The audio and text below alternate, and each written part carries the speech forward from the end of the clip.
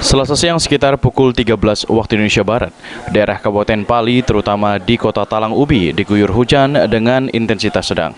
Hujan sedang mengguyur kota Talang Ubi dengan waktu kurang lebih 10 menit. Turunnya hujan diawali dengan kondisi langit terlihat mendung dan gelap serta diakhiri turun hujan. Agus, warga Talang Ubi mengaku sangat bahagia telah turun hujan. Kendati tidak begitu lama, hal ini dikarenakan hujan sangat dinanti warga sejak musim kemarau berlangsung beberapa bulan tidak hujan. Warga berharap hujan kembali turun sehingga bisa mengatasi permasalahan kekeringan di sejumlah daerah serta bencana karhutla dapat membangkam titik api terutama di Kabupaten Pali.